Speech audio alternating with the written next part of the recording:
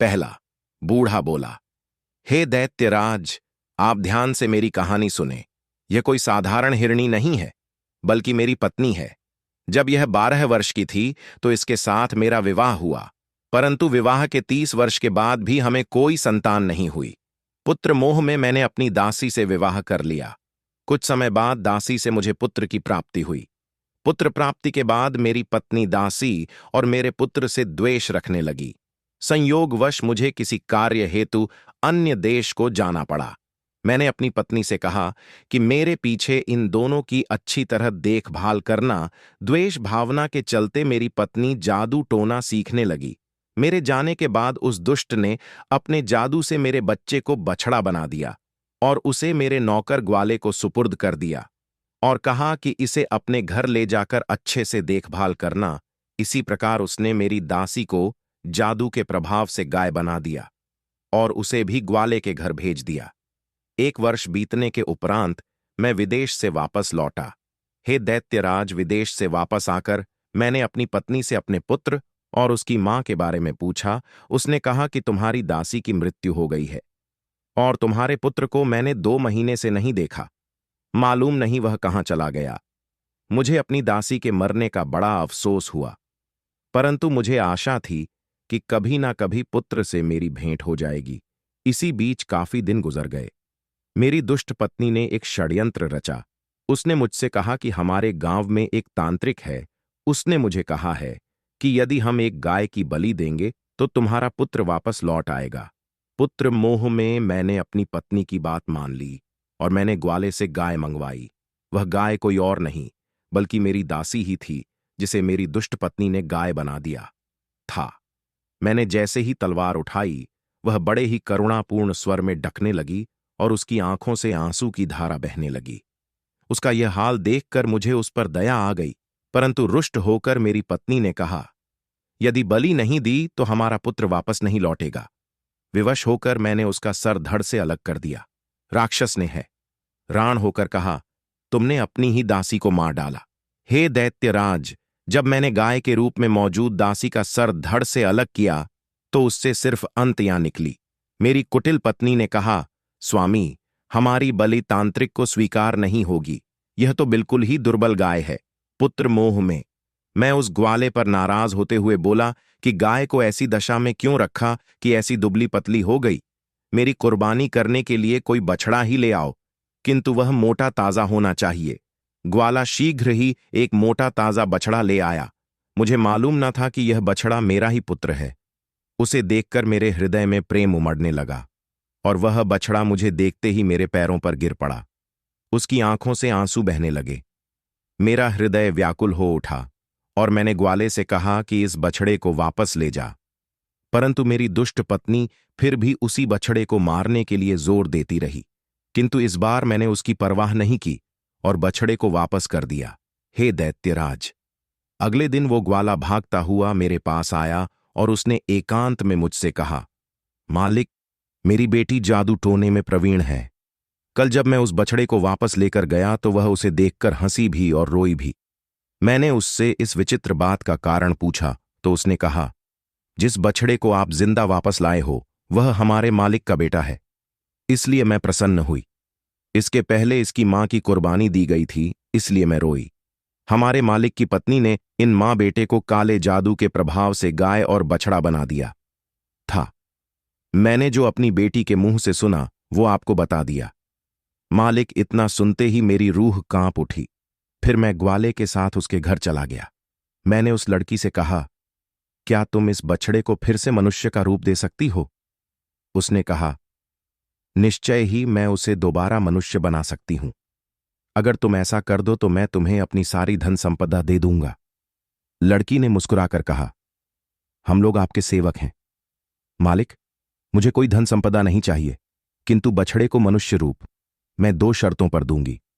पहली शर्त, उसके मनुष्य बनते ही आप उसका विवाह मेरे साथ कर देंगे। दूसरी शर्त, जिसने इसे मनुष्य से पशु बनाया है उसे दंड दिया जाए। दैत्य ने उत्सुकता से कहा, क्या तुमने उसकी बात मान ली? मैंने कहा, तुम्हारी पहली शर्त मुझे मंजूर है, दूसरी शर्त का निर्णय मैं तुम्हारे ही हाथ छोड़ता हूं। हाँ, मैं इतना जरूर कहूंगा कि मेरी दुष्ट पत्नी निश्चित ही दंडनीय है, किंतु उसे प्राण दंड न देना। लड़की ने कहा कि जैसा उसने आपके पुत्र के साथ किया है वैसा ही मैं उसके साथ करूंगी। यह कहकर उसने काले जादू के प्रभाव से बछड़े पर मंत्रोच्चार किया, जिसके परिणाम स्वरूप वह तुरंत ही मनुष्य रूप में आ गया।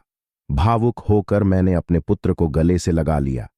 मैंने अपने पुत्र से कहा कि इस लड़की के कारण ही तुमने फिर से मानव देह पाई है, तुम इसका एहसान चुकाओ और इसके साथ विवाह कर लो।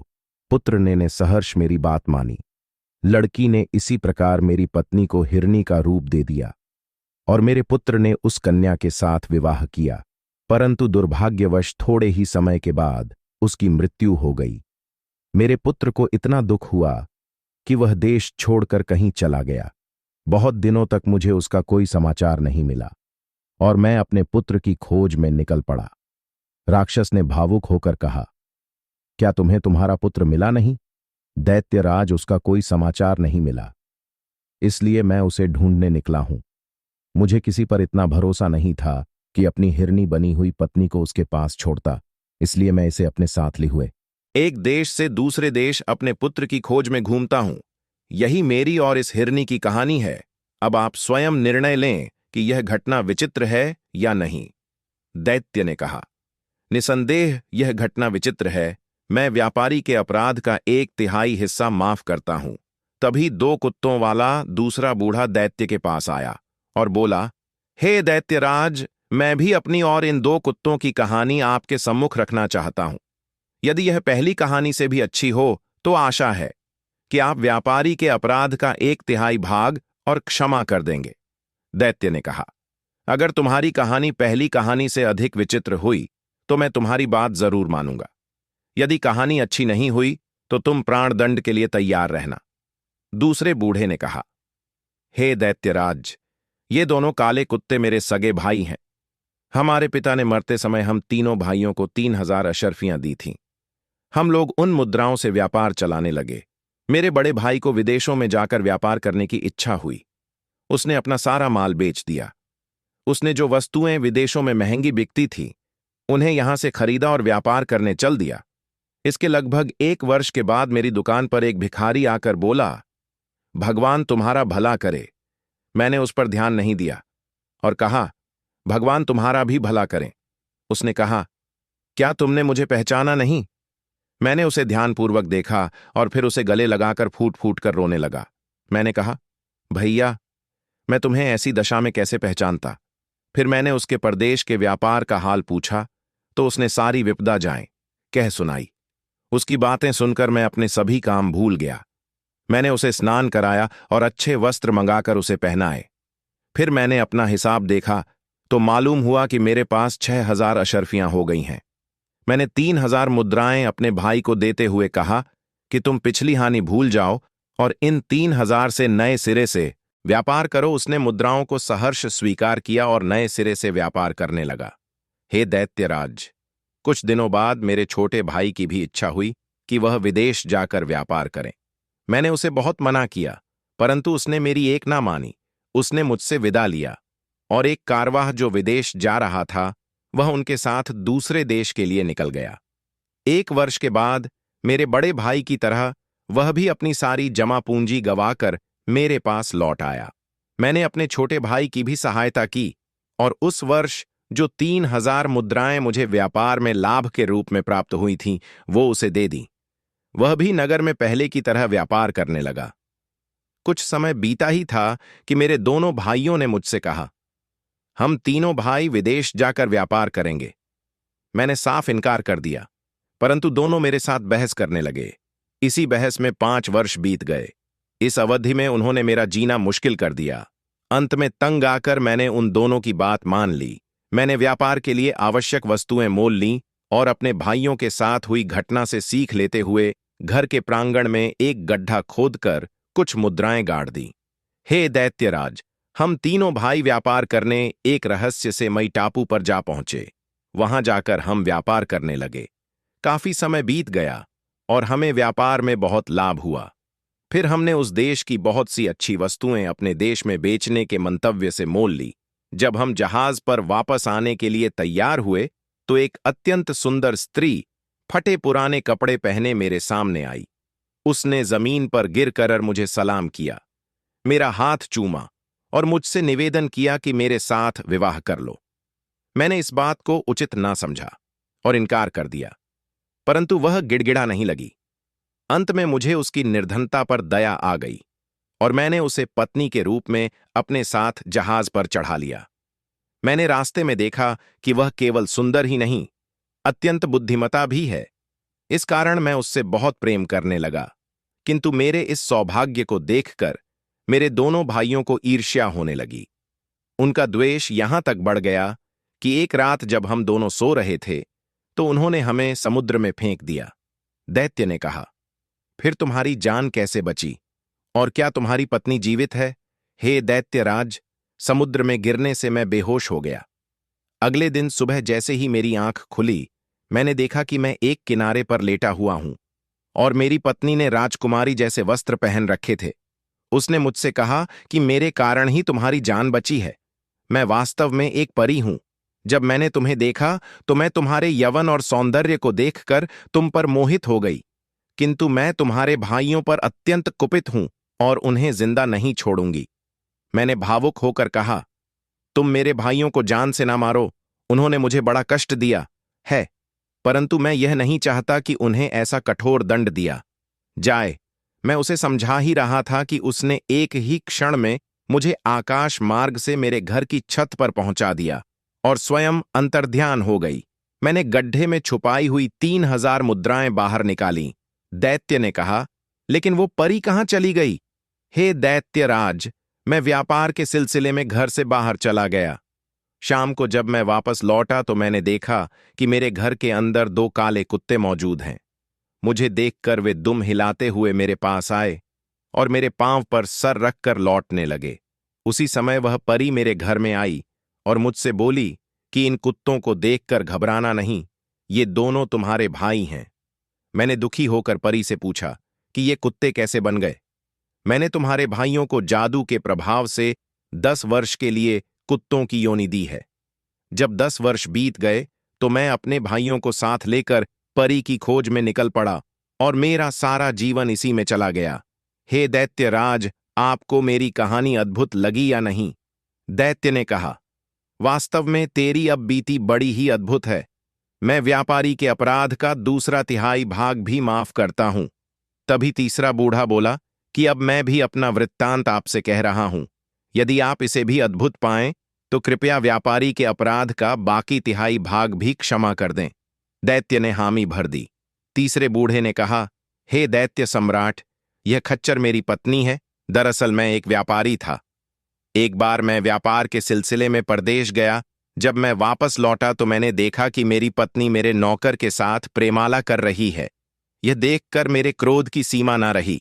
जब मैं उसकी तरफ आगे बढ़ा तो मेरी दुष्ट पत्नी ने मेरे ऊपर अभिमंत्रित जल छिड़क दिया, जिससे मैं कुत्ता बन गया। उसने मुझे घर से भगा दिया और फिर अपने हास्य विलास में लग गई। मैं भूख से व्याकुल होकर इधर उधर भटकता हुआ एक कसाई की दुकान पर जा पहुंचा। मैं उसकी फेंकी हुई हड्डियां खाने लगा और कुछ दिन तक ऐसा ही करता रहा। एक दिन कसाई मुझे अपने साथ अपने घर ले गया। कसाई की पुत्री मुझे देखते ही अंदर चली गई और बहुत देर तक बाहर नहीं निकली। कसाई ने कहा, तुम अंदर क्या कर रही हो? बाहर क्यों नहीं आती? लड़की ने कहा, मैं एक अनजान पुरुष के सामने कैसे आ जाऊं? कसाई ने हैरान होकर कहा कि यहां तो कोई अनजान पुरुष दिखाई नहीं दे रहा। तुम किस पुरुष की बात कर रही हो? लड़की ने कहा, यह कुत्ता जो आपके साथ घर में आया है, यह एक इंसान है। इसकी पत्नी ने काले जादू के प्रभाव से इसे कुत्ता बना दिया है। हे दैत्यराज, लड़की ने कहा, पिताश्री, यदि आपको मेरी बात पर विश्वास नहीं हो रहा तो मैं तुरंत ही इसे मनुष्य बनाकर दिखा सकती हूं। कसाई बोला, अगर यह संभव है तो इस बेचारे को मुक्त करो। यह सुनकर वह लड़की एक पात्र में अभिमंत्रित जल लेकर आई। उसने मंत्रोच्चार करके जैसे ही वह जल मुझ पर छिड़का, मैं वापस मनुष्य के रूप में आ गया और वह वापस कमरे के अंदर चली गई। मैंने कसाई और उसकी पुत्री को आभार व्यक्त किया और कहा, हे देवी, मैं चाहता हूं कि मेरी पत्नी को भी कुछ ऐसा ही दंड मिले। यह सुनकर लड़की ने अपने पिता को अंदर बुलाया और उसके हाथ अभिमंत्रित जल बाहर भिजवा कर बोली, तुम इस जल को अपनी पत्नी पर छिड़क देना। मैं उसे लेकर अपने घर पहुंचा।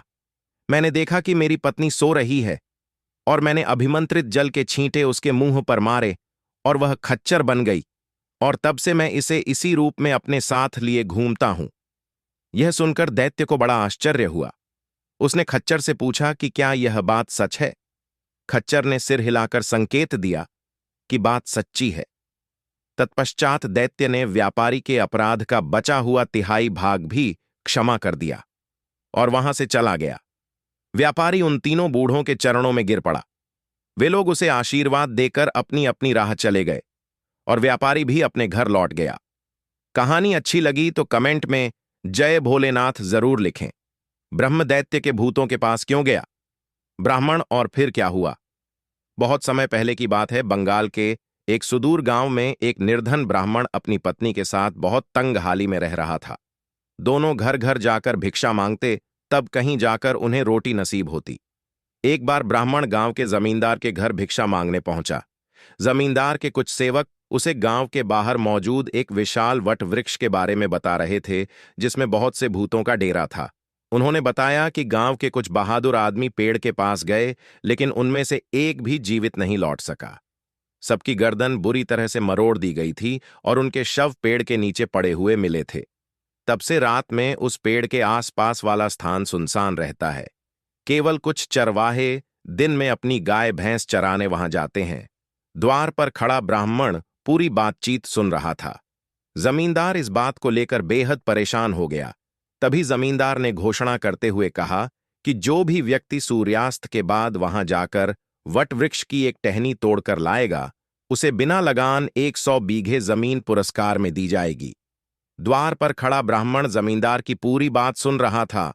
उसने सोचा, जमींदार के आदमियों में से कोई तो बहादुर होगा ही जो इस काम को करने का बीड़ा उठाएगा। परंतु मृत्यु के भय से उस भूता पेड़ के पास जाने हेतु कोई भी तैयार नहीं हुआ। ब्राह्मण ने अपना ही भाग्य आजमाने की सोची। ब्राह्मण ने सोचा, अगर भूतों ने मुझे मार भी दिया तो अच्छा है, इस दुर्दशा से तो मुक्ति मिलेगी। ब्राह्मण ने अपने जाने का प्रस्ताव रख दिया। गांव वालों को उस पर दया आ गई और कहा, अभी भी समय है, चाहो तो अपना इरादा बदल लो, वरना इसे अपना आखिरी दिन ही समझो। परंतु ब्राह्मण दृढ़ निश्चय था। जैसे ही सूर्यास्त हुआ, ब्राह्मण पेड़ की तरफ निकल पड़ा।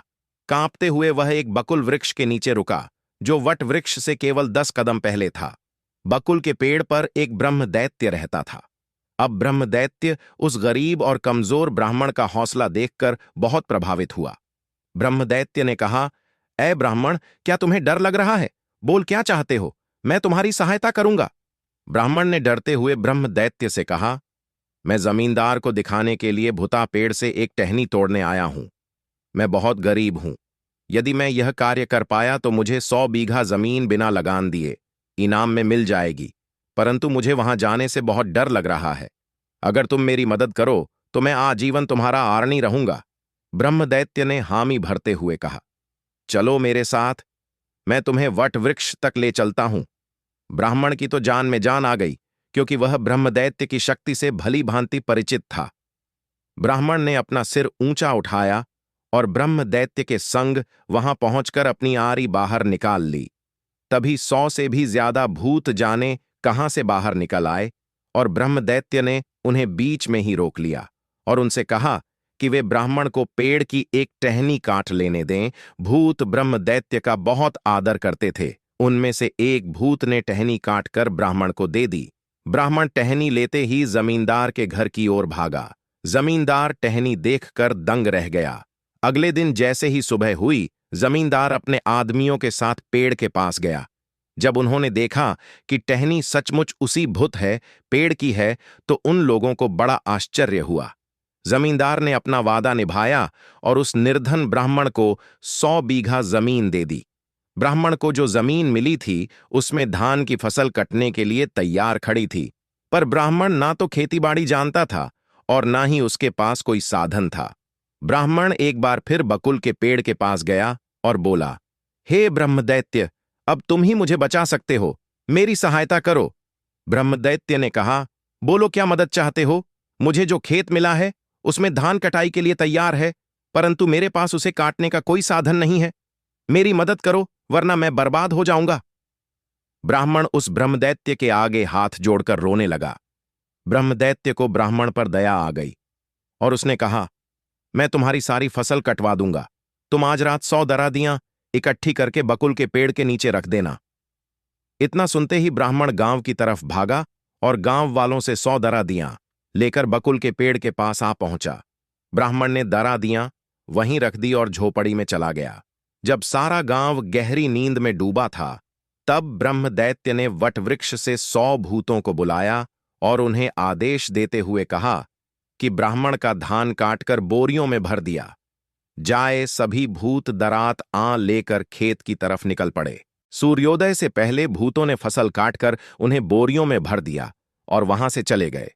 अगली सुबह ब्राह्मण और उसकी पत्नी ब्रह्मदैत्य का काम देखकर बहुत प्रसन्न हुए। गांव वालों के लिए यह चमत्कार से कम नहीं था। ब्राह्मण ब्रह्मदैत्य के पास गया और उसका आभार व्यक्त किया।